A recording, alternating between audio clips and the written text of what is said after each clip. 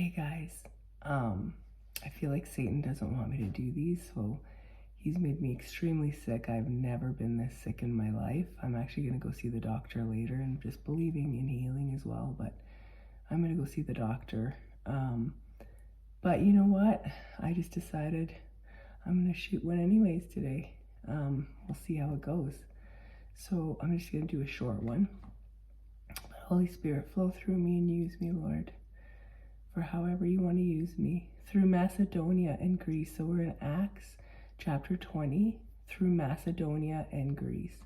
When the uproar had ended, Paul sent for the disciples, and after encouraging them, said goodbye and set out for Macedonia. He traveled through that area, speaking many words of encouragement to the people, and finally arriving in Greece, where he stayed 3 months because some Jews had plotted against him just as he was about to sail for Syria. He decided to go back through Macedonia. He was accompanied by Sopater, son of Pyphas, and Berea, Aristarchus, and Secundus from Thessalonica. The names, man, are crazy. Gaius from Derbe, Timothy also, and Tychicus and Trophimus. I'm not saying them right, but that's okay, from the province of Asia. These men went on ahead and waited for us at Troas.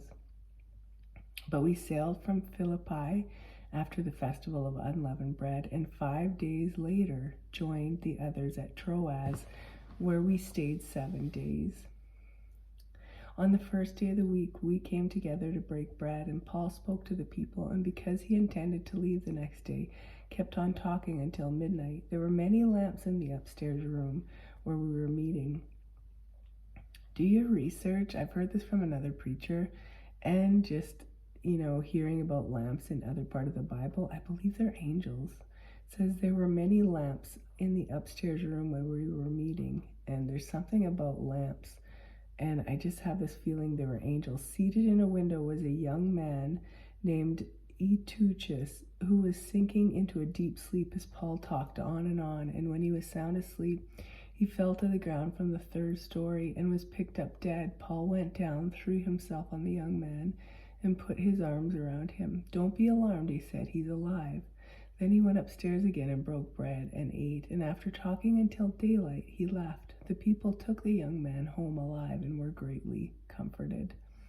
We went on ahead to the ship and sailed for Assos, where we were going to take Paul aboard. He had made this arrangement because he was going there on foot. When he met us at Assos, we took him aboard and went on to Mytilene. The next day we set sail from there and arrived off Chios.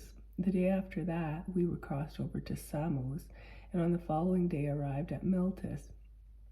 Paul had decided to sail past Ephesus to avoid spending time in the province of Asia, for he was in a hurry to reach Jerusalem, if possible, by the day of Pentecost. From Miletus, Paul went to see Ephesus for the elders of the church. When they arrived, he said to them, "You know how I lived the whole time I was with you. From the first day I came into the province of Asia, I served the Lord with great humility and with tears, and in the midst of severe testing by the plot of my Jewish opponents. You know that I have not hesitated to preach anything that would be helpful to you, but have taught you publicly and from house to house.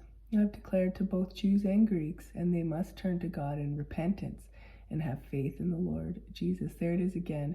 Must turn to God in repentance. We must turn to God in repentance. And now, compelled by the Spirit, I'm going to Jerusalem, not knowing what will happen to me there. I only know that in every city the Holy Spirit warns me that prison and hardships are facing me. However, I consider myself worth nothing to me. My only aim is to finish the race and complete the task the Lord Jesus has given me, the task of testifying the good news of God's grace.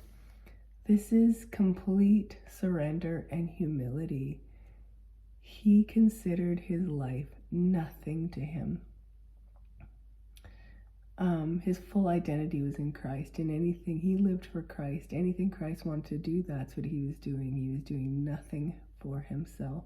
However, I consider my life worth nothing to me. It was nothing to him. It was everything for Jesus. Like my only aim is to finish the race and complete the task the Lord Jesus has given me. Could you Could you see yourself living life completely for Christ? The task of testifying the good news of God's grace. Now I know that none of you among whom I have gone about preaching the kingdom will ever see me again. So he knew that he was going to be killed. Therefore, I declare to you today that I am innocent of the blood of any of you, for I have not hesitated to proclaim to you the whole will of God. Keep watch over yourselves, all the flock of which the Holy Spirit has made you overseers. Be shepherds of the church of God.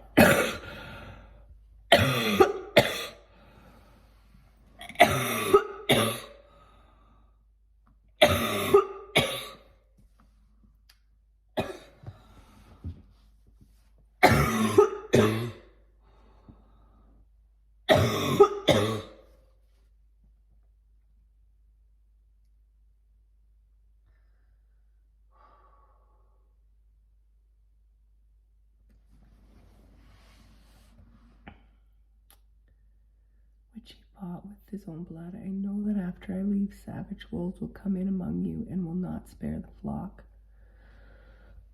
Where was I? Therefore, I declare to you today that I am innocent of the blood of any of you. For I have not hesitated to proclaim to you the whole will of God. Keep watch over yourselves and all the flock of which the Holy Spirit has made you overseers. Be shepherds of the church, which he bought with his own blood. I know that after I leave, savage wolves will come in among you and will not spare the flock. Even from your own number, men will arise and distort the truth in order to draw away disciples after them. So be on your guard. Remember that for 3 years I never stopped warning each of you night and day with tears.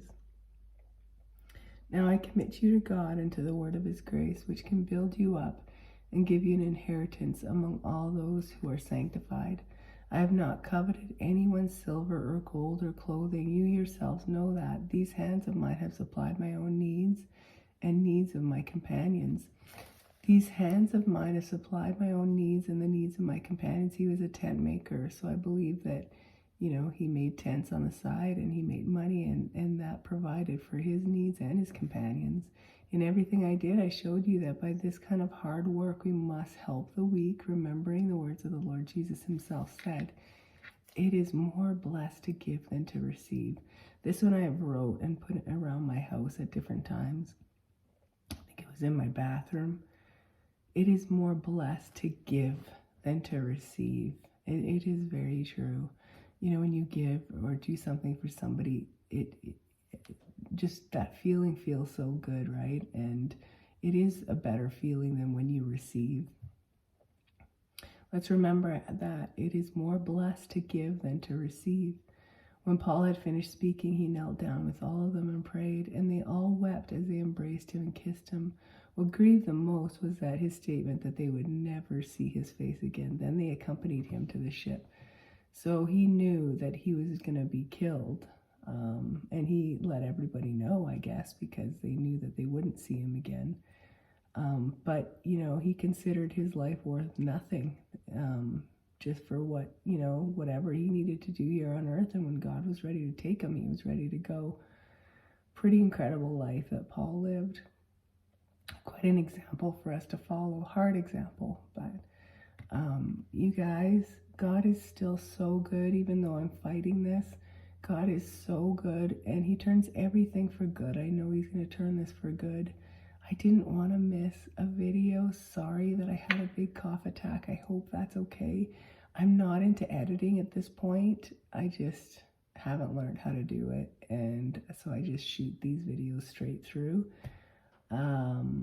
But yeah, there's something in me that wants to keep doing these dailies. It's not hard for me, only when I'm sick and like this. And I know it's an attack from Satan. He does not like me reading the Bible online and teaching. He does not like that. And I don't care. I'm going to follow what God told me to do. And even if he tries to take my voice or make me cough to death like crazy, I haven't slept very well in the last 4 days. I've been up coughing, but that's okay. That's okay. God is so good. God is so good, and he turns everything for good. So he's going to even turn this for good. And thanks for being here. I love you guys. Jesus loves you so much more. And let's walk out our purposes on this earth. Okay, we'll see you tomorrow. Bye.